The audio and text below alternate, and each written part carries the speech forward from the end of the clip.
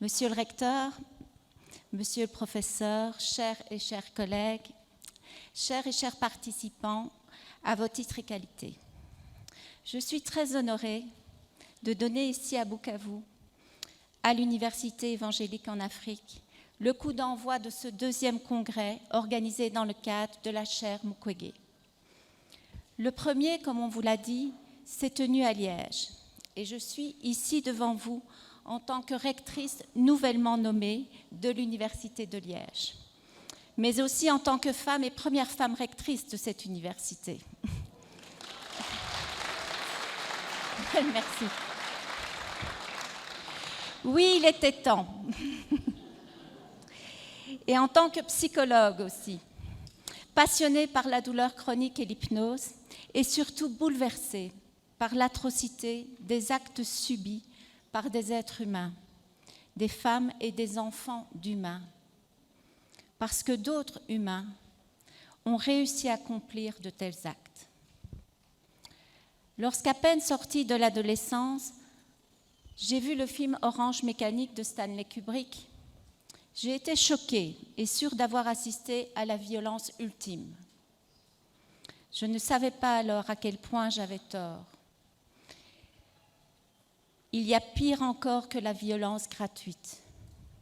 Cette violence ignoble et perverse qui utilise le viol comme arme de guerre pour fabriquer des morts vivants et qu'on doit se retenir d'appeler bestiale parce que ce serait insulter les bêtes, parce qu'elle est tellement exclusive à notre espèce. Mais ce qui nous sauve du désespoir, c'est qu'une telle ignominie ait pu donner naissance à un si magnifique élan de recherche, d'empathie et de solidarité. Docteur Mukwege, ce ne sont pas seulement à des femmes et à des enfants que vous redonnez vie, c'est à la notion même d'humanité. Alors, je ne sais pas si je peux parler au nom de l'humanité tout entière, je crains que non, mais en tout cas, ça je peux l'affirmer, c'est au nom de l'Université de Liège tout entière que je vous dis merci. Merci pour elle, merci pour eux, merci pour nous. L'université que j'incarne ici, devant vous, est très fière que vous ayez accepté dès 2018 de recevoir, juste avant le prix Nobel, la qualité de docteur honoris causa de l'Université de Liège, ainsi que la création de cette chaire internationale à votre nom. Je remercie la professeure extraordinaire et incidemment ma promotrice de thèse, Véronique de Keyser, pour avoir initié la création de cette chaire au sein de notre université.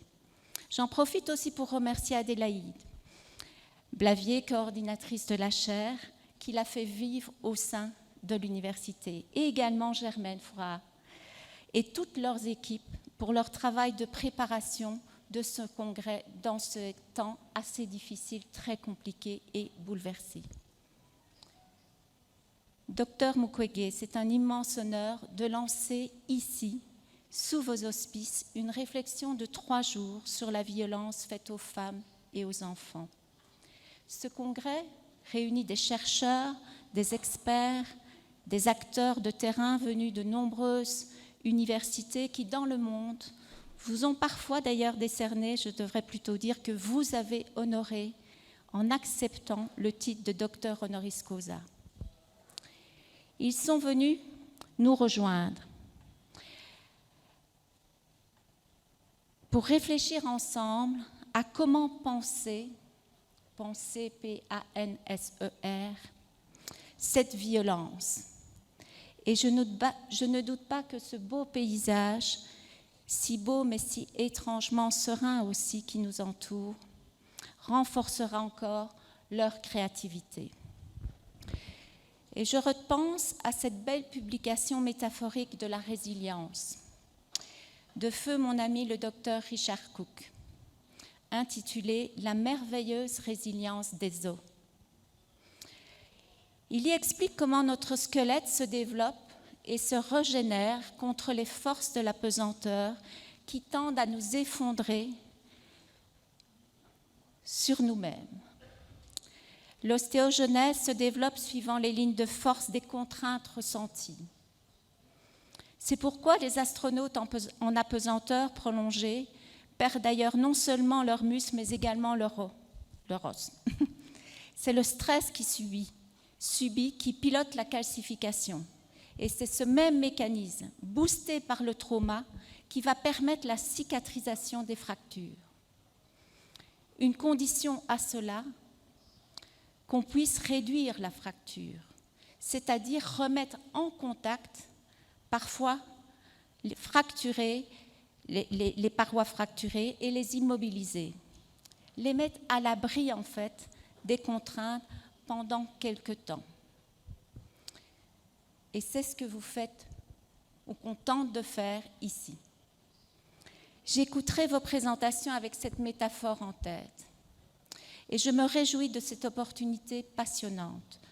Je ne voudrais surtout pas émousser les énergies dès le début par trop de propos lénifiants. Et je vous souhaite à toutes et tous un congrès grave, certes, mais vif et créatif. Et je passe sans plus tarder la parole aux professeurs Véronique de Keyser et Adélaïde Paré.